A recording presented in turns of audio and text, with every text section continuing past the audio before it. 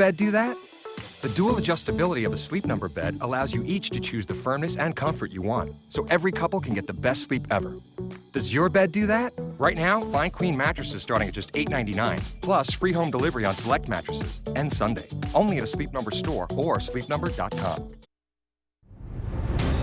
It looks like something out of a movie. This wasn't an action movie. This was real life. We're piecing together what led to this.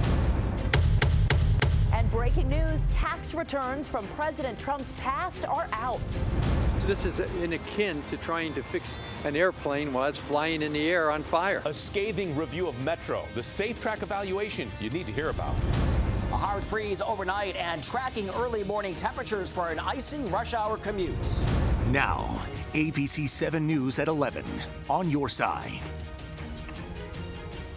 And we have team coverage tonight. The snow is over, but the blast of winter isn't. Roads are going to be freezing up overnight, and that may mean a mess in the morning. School closings are scrolling right now at the bottom of your screen. Our crews are standing by with the preps. That's coming up in just a minute. But first, we get to some breaking news tonight. We are getting a look inside President Trump's 2005 tax return. Now, this came out just less than 2 hours ago, and Jay Korf is live in our newsroom with the information that's inside this document. Jay, what are you seeing here? Yeah, Allison, the White House confirms 2 pages of President Trump's 2005 federal tax forms obtained by MSNBC are real. Now, the documents given to the network by Pulitzer Prize winning journalist David K. Johnston showed that the president paid about $38 million in taxes on a reported $150 million income. So we know the scale of income, but not its source. Now, the issue here is that opponents have been claiming for some time that Mr. Trump may have something to hide in his business dealings. Now, a White House spokesperson released a statement tonight calling the story a desperate ratings ploy from the, quote, dishonest media. Mr. Trump has not released his tax returns, breaking from decades of presidential tradition. Jay Korf, reporting live for ABC 7 News. Jay, thanks very much. Now back to our Stormwatch team coverage for you now with meteorologist Steve Rudin. So, Steve, I guess the big question is, what do we need to know for early tomorrow morning? Leave a little bit of extra time, slick sidewalks, and the big story, it's going to be the cold temperatures along with wind chill factors that are going to be well below freezing. These are the feels-like temperatures right now in the teens across much of the area, and as the winds continue to increase overnight, it's only going to drop those wind chills. Waking up early tomorrow morning, only around 19 in Fairfax, around 23 at Reagan National Airport. That could mean very bad news for the cherry blossoms. For the day tomorrow, highs will have a hard time making it past 35 degrees with those wind chill factors keeping it in the single digits to teens early on, and then only the middle 20s by afternoon. We have a warming trend on the way. I'll tell you more about that coming up in just a few minutes. Okay, Steve, thank you. And as we mentioned earlier, some school closures and delays already across our area. No classes tomorrow in Prince William County and Manassas City. You can find a complete list of closings and delays scrolling at the bottom of your screen and on our website, WJLA.com. And if you've been out tonight, then you know the roads are kind of slick. The refreeze is on right now on the roads. Annalisa Gale is out there live with what's being done to pre-treat them and maybe make them a little less slick. Annalisa?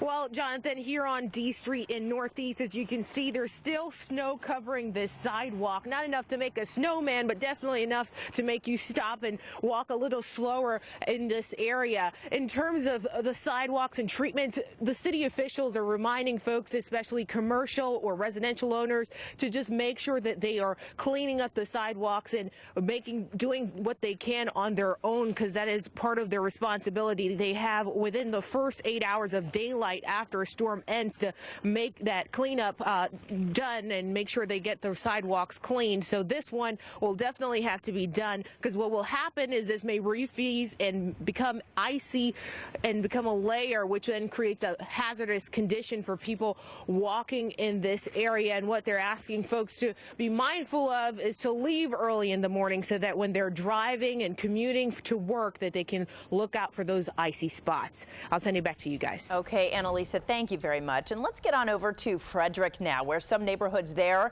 saw up to 10 inches of snow. Tom Rousey live at Mobile Track 7 tonight, where they're really cleaning up after a mid-March winter wonderland around there. Tom? Yeah, and I can tell you, Allison, they did a pretty good job with the roads. We're on Church Street, but one thing you may notice, parts of the road look wetter than others, and the problem is some of that is starting to refreeze. You see, we're coming up on a patch here that looks very dark and very wet, and let's see what happens when we brake on it right now. We did feel Mobile Track 7 just slip right there, and that's not the only issue around here tonight. A little before sundown, this was the scene on some roads in Frederick County. They had been completely clear.